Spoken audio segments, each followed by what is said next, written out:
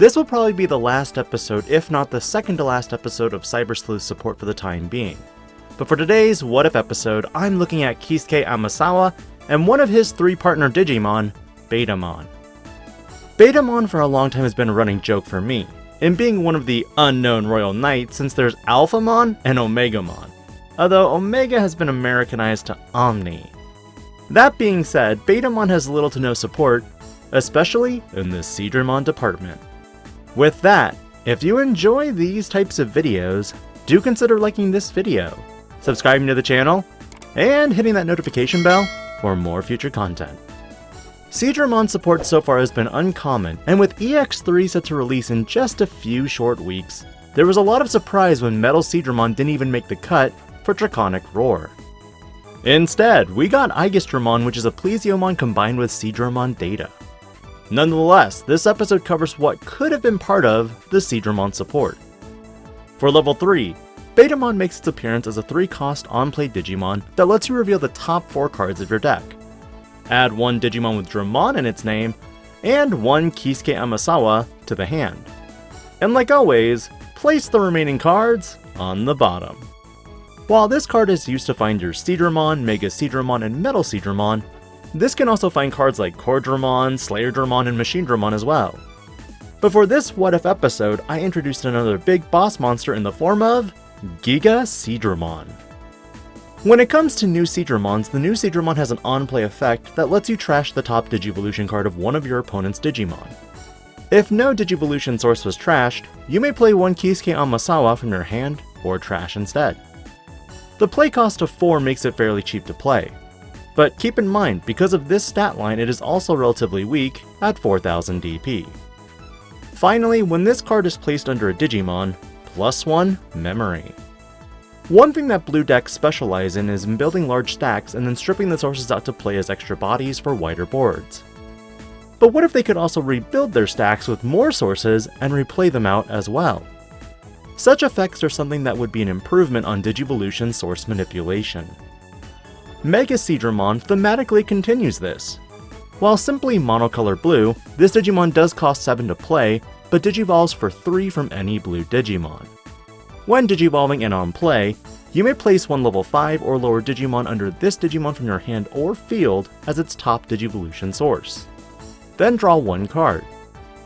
This gives you potentially an additional add off of your Digivolution, and also allows you to recycle the Seadramon for a memory gain for a total Digivolution cost of 2.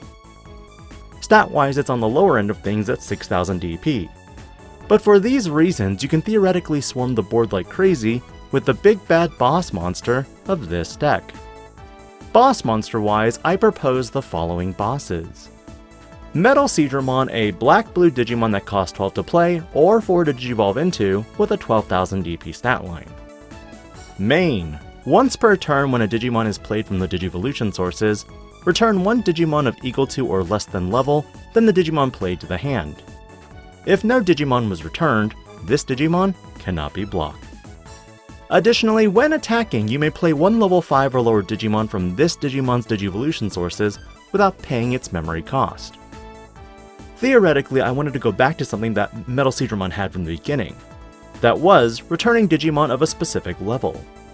The other effect draws similarities to MagnaGarurumon from BT7, but does away with the exact level to give it more playability.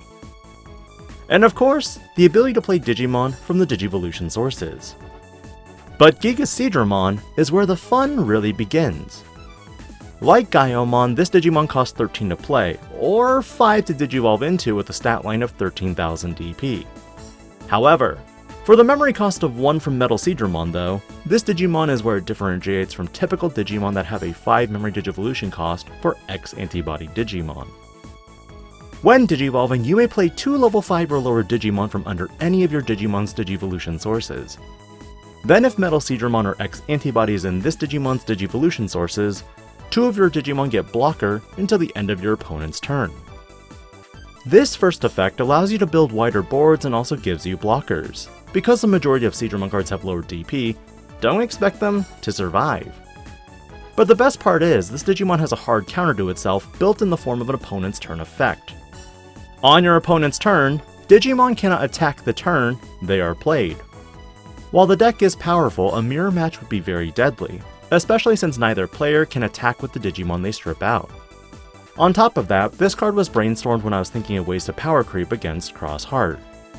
But with the newly restriction list, I think Bandai did the job for me. And finally, Keisuke Amasawa. This blue tamer would cost you 4 memory with a memory gain effect under 2 conditions. First, if you have a Digimon with Dramon in its name, +1 memory. And if you have a Digimon with no Digivolution sources out, also +1 memory. Memory effects typically trigger if you have Digivolution sources. But now, what if you don't? What if you want to encourage having Digimon with no Digivolution sources out? But that's not Keisuke's best effect. It's definitely his suspend effect that gives your Digimon rush when a Digimon is played. Overall, what are your thoughts on MetalSeadramon and Gigaseadramon support? Was this something you were hoping would make its way into Draconic Roar? Let me know your thoughts, because next week I'm bringing one last Cyber Sleuth Tamer to the mix. Find out next week who it is, what support I'd love to see, and of course, what shenanigans we can get into. This is Digi-Panda, logging out.